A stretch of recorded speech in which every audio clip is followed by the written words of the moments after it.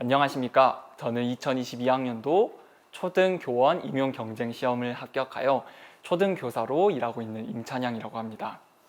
오늘은 지난 시간에 이어서 1차 시험과 관련된 더 부가적인 내용들과 제가 실제로 1차 시험장에서 있었던 다양한 경험들에 대해서 함께 이야기하고자 합니다. 먼저 지난 시간에 이어서 1차 시험과 관련된 스터디에 관한 내용에 대해 알아보도록 하겠습니다. 사실 스터디는 제가 지금 일을 하고 있는 도중에도 많은 후배들에게 질문을 받는 분야 중 하나입니다. 가장 중요한 것이 스터디를 할 것이냐 아니면은 혼자서 공부를 할 것이냐, 이 두 가지 분야로 많은 분들이 고민을 하고 계시는데요. 이 부분에 대한 정확한 정답은 저도 없다고 생각합니다. 그 이유는 개개인마다 공부하는 방법도 분명히 다르고요. 또 어떤 사람과 함께 공부를 하느냐, 또 어떤 방법으로 공부를 하느냐에 따라서 스터디의 효과가 극대화될 수도, 또는 오히려 스터디를 하는 것이 독이 될 수도 있습니다. 스터디를 하는 것에 있어서 장점과 단점으로 먼저 말씀드려 보겠습니다. 스터디를 통해서 공부를 하게 되면 먼저 장점으로 많은 정보들을 수집할 수 있다는 장점이 있습니다. 아무래도 다양한 스터디원들, 다양한 관점을 가지고 있는 사람들과 함께 공부를 하기 때문에 임용고시에 관한 다양한 정보들, 자료들을 함께 모아서 또 함께 수집해서 공부를 할 수 있다는 장점이 있습니다. 또 많은 사람들과 함께 공부를 하기 때문에 다양한 관점에서 피드백을 얻을 수 있다는 장점이 있습니다. 임용고시 1차 시험은 단답형으로만 문제가 출제가 되는데요. 출제된 문제에 이어서 총 3명의 심사위원이 채점을 하게 됩니다. 3명의 채점위원들이 심사를 하게 된 후 그 세 점수의 평균치가 점수로 산정이 되는 것인데요. 따라서 스터디를 하게 되면 스터디원들의 다양한 의견을 듣고 내가 정답을 썼을 때 이것이 정답으로 인정될 수 있는지 다양한 피드백을 받을 수 있다는 장점이 있습니다. 스터디는 장점도 있지만 분명히 단점도 존재합니다. 단점으로는 먼저 집중하기 힘들 수도 있다는 단점이 있는데요. 저는 개인적으로 공부를 할 때 장의존형 스타일이기 때문에 친구들과 함께 으쌰으쌰해서 공부를 하거나 함께 토론하고 함께 힘을 모아서 공부하는 스타일이 맞았습니다. 하지만 공부를 하다 보면은 친구들과 수다를 떨게 되기도 하고요. 또 다른 이야기를 하게 되는 순간도 분명히 찾아오게 됩니다. 그때 집중하지 못하거나 오히려 공부하는 시간이 줄어들게 되는 악영향을 미칠 수도 있다는 점을 여러분들이 알아두시면 될 것 같습니다. 두 번째 단점으로는 일정 관리가 힘들다라는 문제가 있는데요. 아무래도 나와 패턴이 다른 사람들과 함께 공부를 하다 보니 그 사람들과 함께 공부 계획을 짜고 또 그 계획에 따라서 스터디 일정을 진행해 나가는 과정들에 있어서 조정하는 과정이 굉장히 까다롭습니다. 혼자 공부할 때는 나 혼자 나의 스케줄만을 고려해서 공부를 하면 되는 반면 다른 사람들과 함께 공부를 했을 때는 조금 더 고려해야 될 부분들이 더 많아지게 되는 것이죠.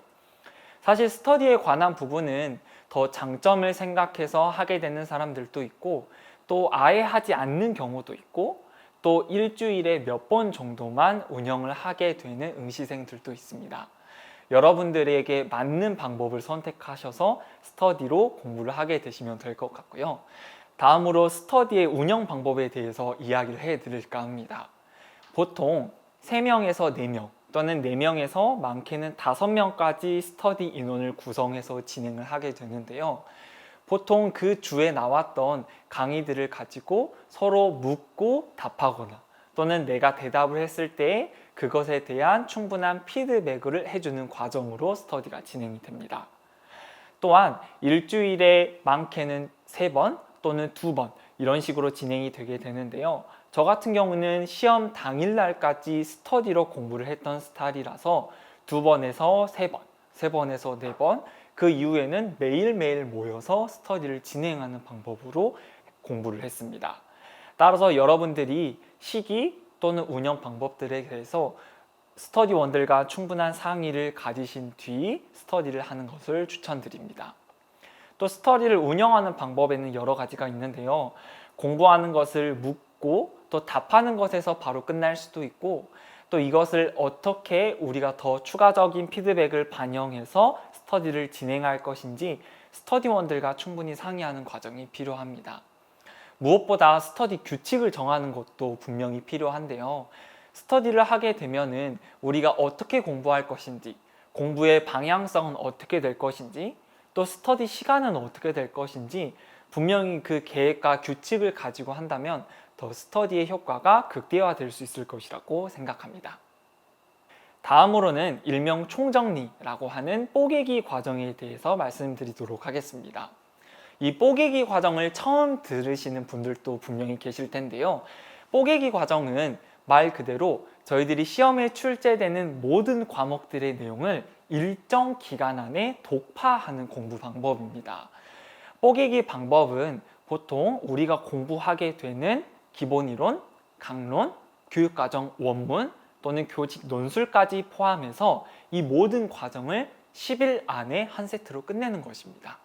그 이후에는 9일, 8일, 7일 점점 그 일차를 줄여나가면서 모든 과정을 한 세트씩 돌려보며 점검하고 암기하게 되는 것이지요. 그래서 보통 10일에서 9, 8, 7, 6 쭉쭉쭉 날짜를 줄여나가고 마지막 3, 2, 1일 다음 바로 1차 시험이 올 수 있도록 일정을 계획해서 구성합니다. 저 같은 경우에는 이 10일에서 점점 1차가 줄어들게 되면은 분명히 무리하게 되는 순간이 찾아왔습니다. 시간이 더 필요한 과목들도 있을 것이고요. 또 내가 더 공부를 필요한 부분이나 더 자세하게 살펴봐야 하는 부분들이 분명히 존재합니다. 따라서 여러분들이 개인 기량과 컨디션을 잘 고려하셔서 여유 일정을 1일에서 2일 정도 남겨두신다면 내가 오늘 계획한 것들이 모두 다 끝나지 않았을 때 그 여유 일정을 활용해서 공부할 수 있다는 장점이 있습니다. 따라서 뽀개기 계획을 짜실 때 여유 일정을 꼭 남기시고요. 개인 기량과 컨디션을 고려해서 계획 짜시는 것을 추천드립니다. 이 뽀개기 과정의 장점은 모든 과목들을 짧은 시간 안에 여러 번 볼 수 있다는 것이 가장 큰 장점입니다. 아무래도 국어, 수학, 영어를 공부하다가 내가 미술, 음악, 도덕을 공부하고 오게 되면 내가 앞에서 공부했던 과목들을 많이 잃어버리게 되고 잊어먹게 됩니다. 따라서 1차를 줄여나가게 되면 더 빠른 텀 안에 모든 과목들을 공부할 수 있기 때문에 이 부분은 뽀개기의 가장 큰 장점이라고 할 수 있습니다. 그러나 최고의 효과를 내기 위해서는 제가 말씀드린 것처럼 여러분들의 개인 기량과 컨디션 또 여유 일정을 추가해서 했을 때 가장 큰 효과를 낼 수 있고요. 우리가 이 뽀개기를 하는 데 있어서 가장 중요한 것은 바로 메타인지입니다. 이 메타인지라고 하는 것은 내가 아는 것과 모르는 것을 정확하게 구분할 줄 아는 능력을 이야기를 합니다. 이 임용고시 시험에 있어서 내가 아는 것만 계속해서 공부하는 과정은 정말 필요하지가 않습니다. 내가 모르는 것이 무엇인지 빠르게 확인하고 내가 부족한 부분을 남은 시간 안에 공부하고 채워나가는 것이 분명히 필요합니다. 따라서 이 뽀개기 과정을 거치시면서요, 여러분들이 잘하는 부분들은 조금 더 빠르게 넘어가고 공부가 더 필요한 부분에 대해서는 조금 더 시간을 투자하셔서 여러분들이 모든 내용들을 꼼꼼하게 볼 수 있도록 분배하는 것이 뽀개기의 가장 큰 효과로 나타날 수 있는 장점입니다. 따라서 모르는 것과 아는 것을 잘 구분하셔서 뽀개기 계획을 세워서 진행하신다면 이 과정이 시험을 준비하는 데 있어서 가장 좋은 효과로 나타날 수 있을 것입니다. 다음으로 모의고사에 대한 이야기를 한번 해보겠습니다. 우리가 고등학교 재학 시절 수능을 준비할 때 모의고사를 여러 번 보는 것처럼 초등 임용고시에도 우리가 풀어볼 수 있는 다양한 모의고사들이 있습니다. 저는 모의고사를 대략 30개 정도 풀어봤는데요. 다양한 인터넷 강의에서 제공하고 있는 모의고사가 있고 또 사설, 즉 온라인에서 개인적으로 판매하고 있는 초등 임용고시 모의고사도 있습니다. 이 모의고사 같은 경우에는 종류가 너무 많기 때문에 문제의 유형, 난이도, 또 그 모의고사에서 중점적으로 묻고자 하는 내용, 또 답안지의 섬세함, 이런 것들이 모두 다 다릅니다. 따라서 여러분들이 다양한 모의고사의 종류를 경험해 보는 것이 정말 중요합니다. 실제로 시험장에 들어갔을 때에는 생각보다 난이도가 쉬울 수도 있고요. 또 예상치 못한 문제에 부딪히는 등 난이도가 높다고 생각하실 수도 있습니다. 따라서 다양한 난이도를 여러분들이 한번 경험해 보시고, 여기에서 출제된 모의고사는 이걸 조금 더 중요하게 생각하고 있구나. 이 모의고사는 나에게 조금 쉬운 편이었구나. 이러한 부분들을 생각하신다면 모의고사를 풀어 나갔을 때 실제 시험을 보는 것과 같은 큰 효과를 만나보실 수 있습니다. 모의고사를 활용하는 방법에는 여러 가지 방법이 있는데요. 먼저 첫 번째는 틀린 문제를 완벽하게 점검하는 데 있습니다. 틀린 문제는 결국에는 또 틀린다라는 말이 있습니다. 여러분들이 모의고사에서 헷갈리고 또 고민하고 또 틀렸던 문제들은 실제 시험 현장에서도 틀리는 결과로 이어지게 될 수가 있습니다. 따라서 모의고사를 보고 오답 노트를 작성하는 과정들을 통해서 내가 이 문제를 왜 틀렸는지, 이 문제를 틀린 이유는 무엇이었는지, 이 문제를 틀리지 않기 위해서는 내가 어떤 부분을 더 공부를 해야 하는지 잘 파악해서 학습하는 것이 반드시 필요합니다. 모의고사 점수가 단순히 잘 나온다고 해서 시험 점수가 잘 나오지는 않기 때문에요. 내가 틀린 문제에 조금 더 집중하는 것이 필요해 보입니다. 두 번째는 시간 분배입니다. 시간 분배는 모의고사 보는 과정들을 통해서 내가 이 문제를 풀 때 얼마만큼의 시간을 투자하고 있는지, 어떤 과목에서 내가 시간을 가장 많이 투자하고 있는지를 확인하는 것인데요. 실제 시험 현장에서 시간 배분이 효율적으로 이루어져야 우리가 정확하게 문제를 읽고 풀 수 있는 능력이 극대화되기 때문에 모의고사를 풀어보면서 시간을 분배하는 연습도 해주시면 좋을 것 같습니다. 세 번째는 답안지를 작성하는 요령을 공부하는 것입니다. 앞서서 말씀드린 것처럼 객관식이 아니라 모든 문제가 단답식으로 제공이 되기 때문에요. 이 답안지를 어떻게 쓰냐에 따라서 정답이 될 수도, 또는 마이너스가 될 수도, 또 오답 처리가 될 수도 있습니다. 따라서 답안지에 묻고자 하는 내용을 어떻게 정확하게 내가 글로 풀어낼 것인가, 답안지에서 묻고 있는 내용을 정확하게 내가 작성했는가, 이러한 부분들을 생각하셔서 작성하는 요령들을 정확하게 파악하시는 것이 중요합니다. 모의고사를 보면서 수정 테이프를 사용하는 것은 안 되지만 두 줄을 긋는 방법, 또 그 아래에 내가 이 답안지를 수정해서 계속해서 답안지를 이어나가는 그런 연습들이 분명히 필요하니까요. 여러분들이 다양한 경험, 특히 답안지를 작성하는 요령을 모의고사 푸는 과정을 통해서 공부하시는 게 가장 좋을 것 같습니다. 이 모의고사는 보통 9월에서 10월 정도부터 많이 풀기도 시작하고요. 이르면은 6월에서 7월경 내가 지금까지 어떻게 공부를 하고 있는지, 공부를 잘 해왔는지를 확인하기 위해서 풀기도 합니다. 이 모의고사를 볼 때 가장 중요한 것은 모의고사 점수에 얽매이면 절대로 안 됩니다. 저 같은 경우에는 그 부분이 조금 부족했었는데요. 모의고사를 풀면서 이 모의고사 점수가 전부가 아니기 때문에 너무 낮다고 낙심하거나 또는 무서워하거나, 또 점수가 높다고 해서 자만하거나, 또 내가 시험에서 점수가 잘 나올 것이라고 기대해서는 절대 안 됩니다.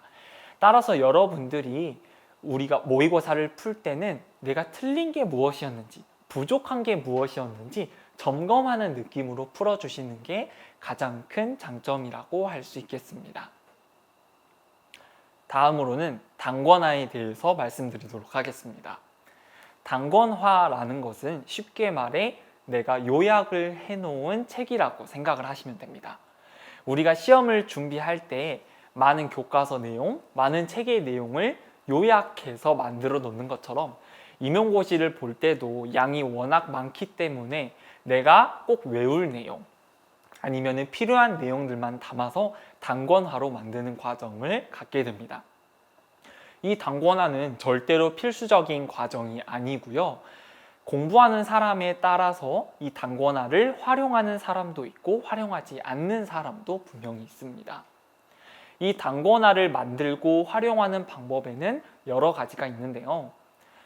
많은 선생님들께서 만들어주신 단권화를 다운받거나 또는 선배나 주변 친구들로부터 자료를 받아서 그대로 사용을 하기도 하고요.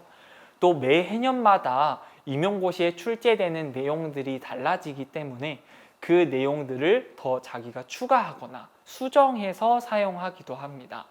또는 단권화를 만들지 않고 그냥 원본 문서, 원본 교재만을 가지고 공부하는 분들도 계시고요.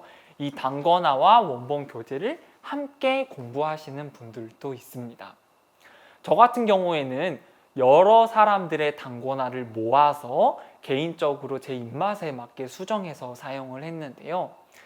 이 단권화를 처음부터 만들게 되면 시간도 굉장히 오래 걸리게 되고 모든 내용들을 끝까지 만드는 것이 정말 쉬운 과정이 아닙니다. 저는 개인적으로 이 단권화를 자신의 스타일에 맞게 수정해서 사용하시는 것을 추천해 드립니다.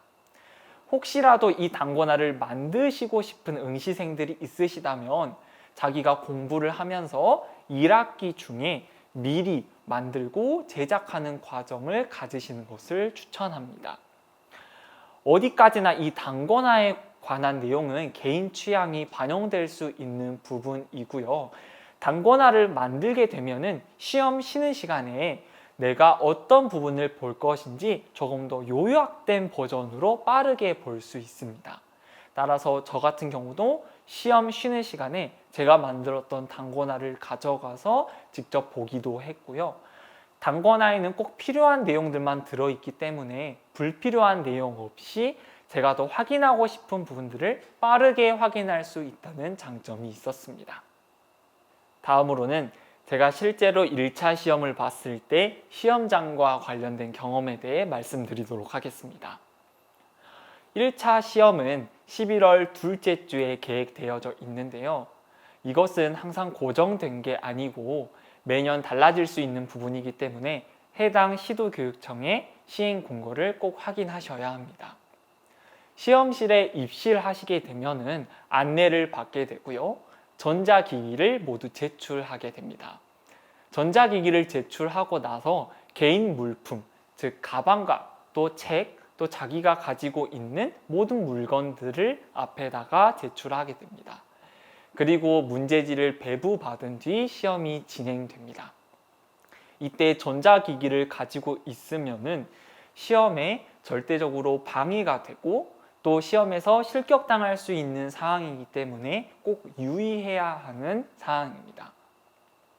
쉬는 시간에는 보통 시험을 보고 나서 다음 시험을 준비하기 위해 시간을 투자하는데요. 다음 시험 과목을 미리 준비하거나 또는 내가 더 확인하고 싶은 부분, 또 점심시간이 따로 제공되지 않기 때문에 간식을 먹으며 체력을 보충하는 시간으로 사용하게 됩니다. 시험은 1교시는 교직 논술, 이어서 교육과정 A, 교육과정 B로 진행이 되게 되는데요.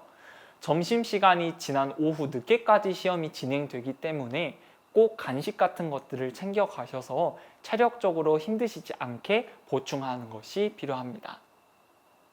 시험장에 꼭 가지고 가면 좋은 여러 가지 준비물들이 있습니다. 꼭 가져가야 하는 것은 신분증을 꼭 챙겨 가셔야 하고요. 수험표도 꼭 챙겨 가셔야 합니다. 수험표는 여러분들이 잃어버릴 수 있기 때문에 꼭 2장 이상 출력해 가셔서 챙기시는 것을 기억하셔야 하고요. 세 번째로 꼭 가져가셔야 하는 것은 바로 시계입니다. 임용고시 시험장에는 시계가 따로 없고요. 감독관이 몇 분 남았는지만 따로 안내해 주십니다.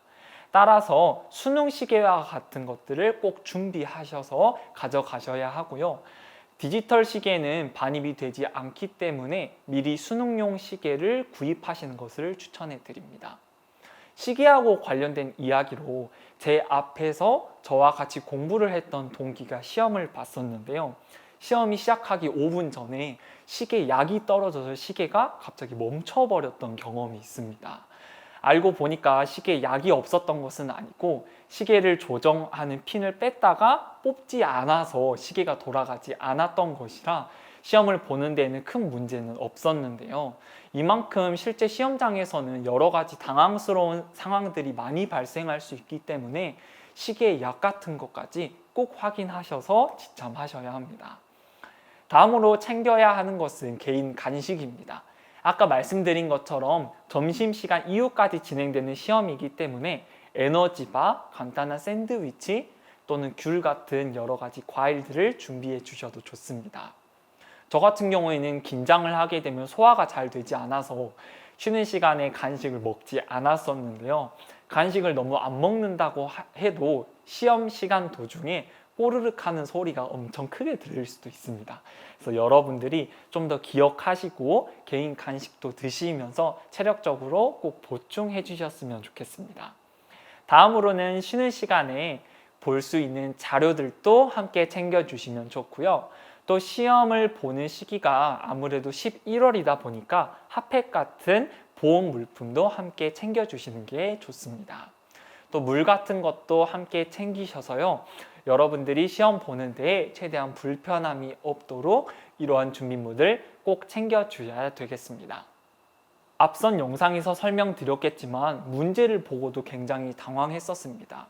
임용고시를 준비하면서 특히 사회교과 안에 있는 역사 문제는 출제가 되지 않는 줄 알았는데 실제로 시험 문제지를 열어보니까 역사 문제가 출제되기도 했고요. 내가 시험을 준비할 때는 너무나도 쉽게 이야기를 했던 문제들, 또 그 지식들이 시험지를 보니까 까마득하게 생각이 안 나는 경우들도 많았습니다. 여러분들이 이것들을 꼭 기억하셔야 하고요. 실제 시험장 분위기에서 공부하고 직접 모의고사도 보는 과정이 이래서 꼭 필요합니다. 모르는 문제가 나왔다고 하면 꼭 당황하지 마시고요. 바로 뒷 문제부터 풀고 다시 돌아와서 내가 안 풀었던 문제는 꼭 확인하셔서 푸는 것이 가장 중요하겠습니다. 시험장 분위기는 생각보다 그렇게 딱딱하지 않고요. 그냥 우리가 고등학교 때 중간고사나 기말고사를 보는 느낌 정도라고 생각하시면 됩니다. 쉬는 시간 또 아침에 가서 준비하는 시간조차도 많이 조용하거나 지역에 따라서 다르겠지만 크게 무거운 분위기는 아닙니다. 따라서 너무 긴장하실 필요는 없고요. 편안한 마음으로 내가 했던 것들을 최선을 다해서 토해내고 온다는 느낌으로 편안하게 시험에 응시하시면 되겠습니다. 다음으로는 제가 1차 공부를 준비하면서 잘 사용했던 또 유용하게 사용했던 꿀팁 물건들에 대해서 말씀드릴까 합니다.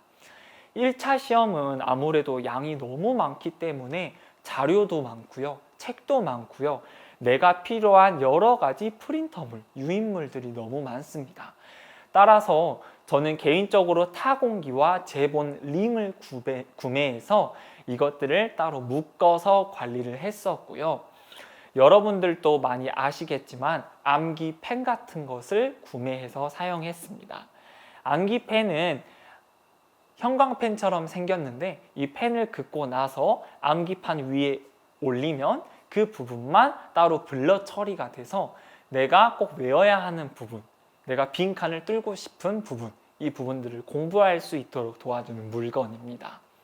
암기펜은 지워질 수 있는 암기펜도 있고요. 지워지지 않는 암기펜도 있으니까요.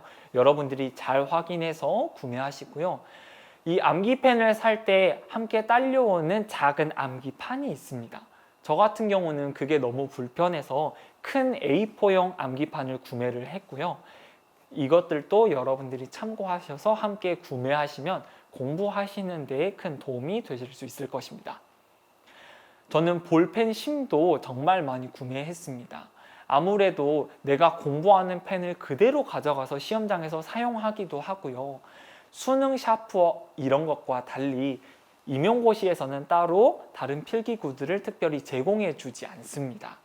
따라서 우리가 공부하는 데 필요한 볼펜 심 같은 것도 미리 구매하시는 것도 필요하고요. 시험장에서 사용할 볼펜들에도 조금 익숙해질 수 있도록 자주 사용하는 것도 필요해 보입니다. 그리고 앞에서 말씀드린 모의고사를 구매하는 과정에서 답안지가 포함되지 않는 모의고사들이 있습니다. 이러한 경우에는 답안지를 따로 꼭 구매를 하시고요.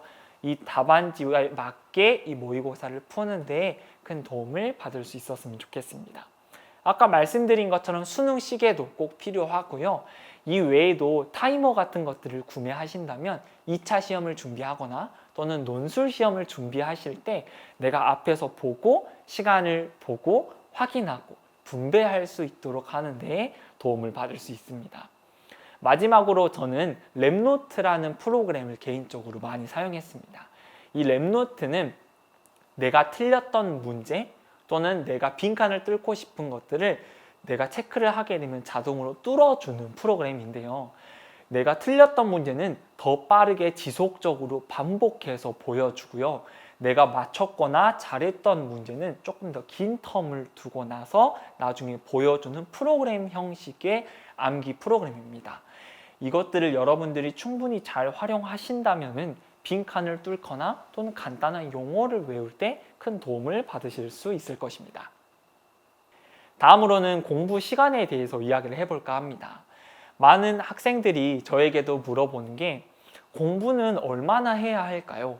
공부는 몇 시간을 해야 할까요? 이렇게 물어보는 응시생들이 정말 많은데요. 공부 타이머, 또 내가 공부를 몇 시간 했는지 확인하거나 또는 일명 공스타그램을 하시는 분들도 정말 많습니다. 하지만 그런 거에 전혀 얽매이실 필요는 전혀 없고요. 우리가 흔히 N월, N시간이라는 공부법을 많이 사용합니다. 1월에는 1시간, 2월에는 2시간, 8월에는 8시간, 9월에는 9시간 이런 식으로 공부 시간을 점점 늘려가신다고 생각하시면 됩니다. 개인적으로 제가 공부했던 시간은요. 공부를 시작하거나 또 1학기 중 실습 전까지는 하루에 5시간 정도 공부를 했고요. 실습 이후에는 7시간에서 8시간, 또 이제 여름방학 이후에는 적게는 10시간, 많게는 13시간에서 14시간까지 공부를 했던 기억이 있습니다. 저는 학교를 통학해서 다녔기 때문에 버스 오고 가는 시간, 밥 먹는 시간에 책을 많이 함께 보면서 공부를 했기 때문에 시간이 상대적으로 많게 느껴지실 수 있고요. 무엇보다 중요한 것은 여러분들의 컨디션에 맞게 공부하는 것. 그리고 공부를 많이 했다고 중요한 게 아니라 내가 얼마나 모르는 것을 잘 공부를 했느냐. 내가 필요한 부분을 얼마나 잘 공부를 했느냐. 그 질을 따지는 것이 중요하기 때문에요. 공부 시간의 양보다는 질을 더 생각하셔서 나에게 필요한 부분, 내가 지금 해야 하는 공부를 하는 게 공부 시간과 관련해서 제가 드릴 수 있는 가장 큰 조언이라고 할 수 있겠습니다. 제 하루 패턴에 대해서 말씀을 드릴까 하는데요. 저는 7시에 기상해서 아침밥을 먹고 버스를 타고 학교에 올 때까지 스터디원과 전화로 통화를 하면서 내가 외워야 하는 것들을 서로 외우고 모형이나 이론에 대해서 서로 묻고 답하기를 했습니다. 9시부터 12시 오전 시간에는 제가 뽀개기 과정을 거쳤기 때문에 그 계획한 대로 그 과목의 기본 이론, 그 다음에 강론 이런 것들을 공부했고요. 점심 먹으면서도 친구하고 걷고 오고 하는 과정에서 계속 이야기도 하고 문제도 내면서 지냈습니다. 오후에도 역시나 오전하고 똑같이 내가 부족했던 거, 내가 해야 하는 계획들을 실천을 했고요. 한 3시, 4시 이후에는 이제 스터디원과 내가 오늘 공부했던 모든 분량을 묻고 답하는 과정으로 진행했습니다. 그래서 내가 틀린 부분이 있다면 체크를 해서 공부를 진행했고요. 저녁 시간 이후에는 과학량이 너무 많다 보니까 과학 강론만 따로 떼어서 저녁 이후에 공부하는 데 투자했습니다. 이후에도 집에 가는 버스에서도 스터디원과 통화를 하면서 공부를 했었고요. 그 다음에 스터디원과 만날 수 없는 상황에서는 줌이나 구글 미트 같은 영상 미팅 프로그램을 사용해서 스터디원과 밤늦게까지 공부를 했던 기억이 있습니다. 이렇게 공부를 하다 보면은 분명히 공부를 하기 싫은 순간들이 정말 찾아옵니다. 저보고 다시 임용고시를 준비하라고 해도 정말로 말이 턱 막힐 정도로 너무 답답하고 또 피곤하기도 하고 너무 힘든 과정 저도 잘 알고 있는데요. 공부하기 싫을 때 제가 사용했던 방법은 정말로 5분, 10분 이렇게 간헐적으로 자는 것이 아니라 그냥 30분에서 1시간 정도 푹 잤던 방법을 많이 사용했습니다. 오히려 5분에서 10분 정도 자면 개인적으로는 더 피곤하기도 했고요. 조금 더 푹 자는 게 제 일정이나 체력을 조절하는 데 있어서 더 크게 도움이 됐습니다. 또 잠이 올 때 내가 공부를 꼭 해야 되는데 잠이 오는 경우는 분무기나 미스트를 뿌려가면서 공부를 했던 방법도 잠을 깨는 데 있어서 큰 도움이 됐었습니다. 그리고 간식을 먹기도 합니다. 졸음을 물리쳐주는 껌도 요새 잘 나와 있고요. 또 에너지 드링크 이런 것도 저는 많이 먹었습니다. 비타민도 잘 챙겨 먹는 응시생 여러분들도 있더라고요. 저는 개인적으로 에너지 드링크가 체질에 맞지 않아서 에너지 드링크를 먹고도 쿨쿨 조는 옛날 기억이 나는데요. 여러분들 몸에 맞는, 여러분들 개인에게 맞는 방법을 사용하시는 게 좋을 것 같습니다. 저는 또 일어나서 공부도 많이 했고요. 스터디원들과 산책하면서 공부하기도 했어요. 생각해 보면은 이 임용고시라는 게 정말 세상 모든 학문을 다 담아놓는 거라고 생각하시면 됩니다. 학교 안에 호수가 하나 있었는데요. 그 호수에서 물 안이 어떻게 보이는지, 그 호수에서 자라나고 있는 수생식물이 어떤 종류인지를 나도 모르게 친구하고 산책하면서 묻고 질문하고 이야기를 하게 되더라고요. 심지어는 카페에 가서도 너 이 차가운 음료수 병 밖에 왜 물방울이 맺히는지 알아? 이런 원리들을 이야기를 하면서 조금 더 지루하지 않게 쉬는 시간을 가지면서 함께 재미있게 공부했던 기억들이 있습니다. 또 친구하고 수다를 떨으셔도 괜찮고요. 조금 더 여유 있는 마음가짐으로 여러분들이 개인 기량 또 계획에 맞게 잠을 꼭 물리치면서 시험을 준비하시면 좋겠습니다. 네, 이번 영상에서는 1차 시험과 관련된 조금 더 구체적인 정보들과 제가 사용했던 팁들, 또 다양한 공부 물품들, 또 무엇보다 1차 시험 현장과 관련된 이야기들을 전해드렸습니다. 다음 영상에서는요, 1차 시험 이후에 있을 2차 시험에 대한 영상을 준비했습니다. 어떤 영역들이 있는지, 영역별로 어떻게 공부를 하면 좋을지 많은 내용들을 준비했으니까요. 다음 영상에서 꼭 뵐 수 있었으면 좋겠습니다. 감사합니다.